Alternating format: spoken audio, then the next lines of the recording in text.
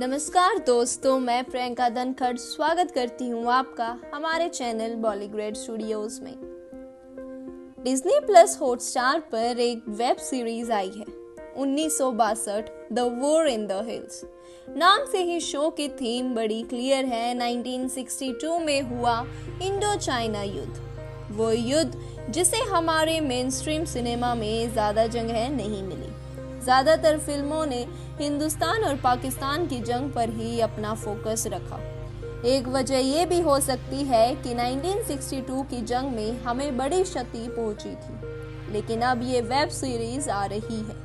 ये कोशिश कितनी कारगर साबित हुई है, इस पर बात करेंगे, जानेंगे शो से जुड़े तमाम पहलू।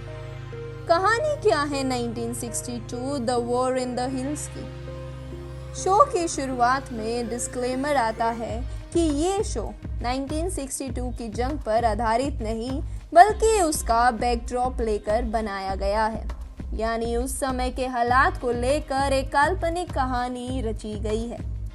कहानी है मेजर सूरज सिंह और उसकी सिंह कंपनी की। वो 125 जवान जिन्होंने 3000 चीनी सैनिकों का मुकाबला किया, वो भी लद्दाख की चरम ठंड में, जहां ना उनके पास सर्दी के कपड़े थे, ना ही उस समय के हिसाब से मॉडर्न बंदूकें। ये कहानी है उन परिवारों की जिनके भाई, पिता, बेटे दुश्मन से लड़ने निकल पड़े और ये पीछे रह गए अकेलेपन और इंतजार के साथ।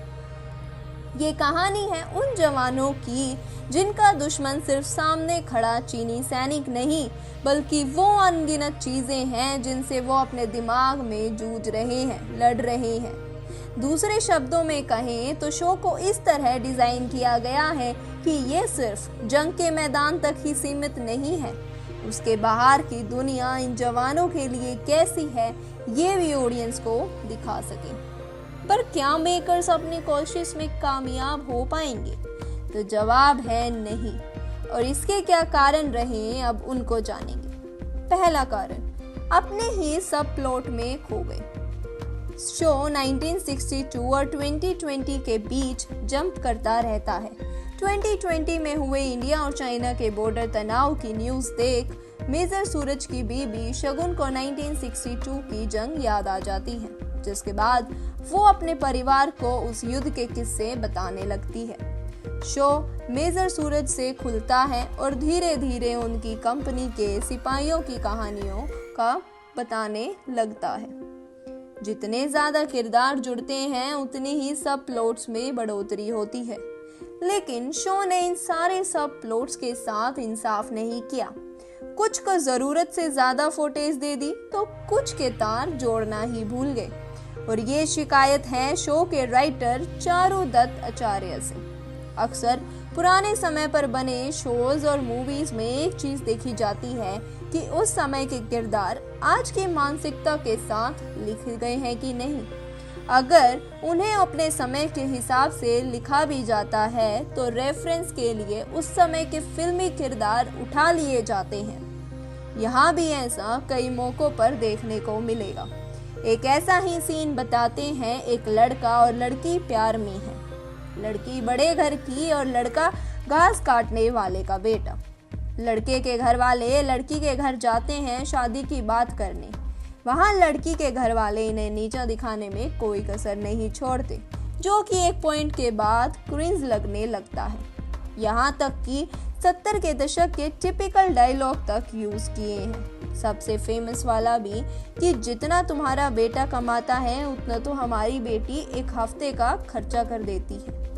तब की फिल्म में शायद ये डायलॉग पसंद किए जाते होंगे, पर रियलिटी ये कोसों दूर लगते हैं। दूसरा कारण है हैप्पी एंडिंग की जिद। मेन स्ट्रीम सिनेमा में एक समय ये धारणा बड़ी कॉमन थी, अगर आपकी फिल्म हैप्पी नोट पर खत्म हुई तो पैसा छापेगी, और अगर सैड नोट पर खत्म हुई तो बस फिल्म फेस्टिवल्स के चक्कर ही काटेगी। लेकिन पिछले कुछ सालों में आई कंटेंट की बाढ़ ने ये बदल दिया है। कितने ही शोज और फिल्में हैं जिनके एंड पर जनता रोई और उन्हें दिल से अपना लिया, लेकिन इस शो के मेकर्स ये बात नहीं समझे। कायदे से शो की कहानी को युद्ध के परिणाम पर खत्म हो जाना चाहिए था, वो परिणाम जो भारत के फेवर में नहीं आया। और ये कोई स्पॉइलर नहीं है, लेकिन फिर भी इसकी एंडिंग के साथ जबरदस्ती की खींचतान की गई एक हैप्पी एंडिंग देने के लिए, ताकि शो खत्म होने के बाद जनता खुशी खुशी अपनी स्क्रीन ऑफ करे। सच कहूँ तो नट सम्राट, वास्तव और शिक्षाना आयाचा घोष जैसी फिल्में डायरेक्ट करने वाले महेश मांजरेकर से ये उम्मीद बिल्कुल नहीं थी। शो के टोटल 10 एपिसोड्स इन्होंने ही डायरेक्ट किए हैं। तीसरा कारण सबसे मजबूत पिलर है कास्ट। शो की राइटिंग और एग्जीक्यूशन के साथ लिए गए फैसले शायद ढीले हैं, लेकिन कास्ट के मामले में ऐसा कहना सरासर गलत होगा। शो की कास्ट ऐसी है कि किसे गिने और किसे छोड़े। सबसे पहले बात सी कंपनी के मेजर सूरज की, जिनका रोल निभाया है अभय देओल ने। एक नेचुरल एक्टर अपने हर किरदार की स्किन में कंफर्टेबल हो जाते हैं। यहाँ एक आदर्शवादी लीडर के रोल में दिखे, जिसे खुद के चैन से पहले देश की चिंता है। स्क्रीन पर जितनी देर रहे एफर्टलेस एक्टिंग का नमूना पेश करते रहे। कहानी के नैरेटर और उनकी पत्नी शगुन बनी है माही गिल। देवड़ी के बाद दोनों फिर स्क्रीन शेयर कर रहे हैं। शगुन एक ऐसा किरदार है जो अपने पति की जिम्मेदारियों को बखूबी समझती है, घर से बाहर की जिम्मेदारियों को, और माही को ये स्ट्रॉन्ग फीमेल किरदार निभाने में कई मुश्किलें नहीं हुई। इंडियन वेब सीरीज वर्ल्ड के पॉपुलर फैन सुमित व्यास को भी शो का हिस्सा बनाते हैं। सूरज की कंपनी के सिपाही बने हैं। एक और फेमिलियर फेस आपको देखने को मिलेगा मराठी फिल्म सैराट फेम आकाश ठोसर का। यहाँ उन्होंने सिपाही किशन का किरदार निभाया है। आकाश ने अपने सारे डायलॉग्स हिंदी में बोले हैं और ना चाहते हुए भी मुझे उनकी हिंदी सुनकर रंजना वाले धनुष की हिंदी याद आ रही थी। अब जरा बात दुश्मन पार्टी की करें, खास तौर पर उनके एक मेजर लीन की, जिसे निभाया मियोंग चैंग ने। चैंग को आपने पहले भी देखा है बदमाश कंपनी और डिटेक्टिव ब्योमकेश बख्शी जैसी फिल्मों में, लेकिन यहाँ इनका किरदार एकदम हटके है। विलन, लेकिन उसूलों वाला विलन। ऐसा किरदार कि अगर दुश्मन फौज में नहीं होता तो पक्का आप इसके फैन हो जाएंगे। सिपाही चाहे इधर का हो या उधर का, लीन उसे पूरी इज्जत देना जानता है। स्क्रीन पर टिपिकल ब्लैक किरदारों को देखने के बाद ऐसे किसी किरदार को देखना रिफ्रेशिंग था, और जिस आसानी से चैंग ने लीन के किरदार पर पकड़ बनाई उसका तो क्या ही कहना।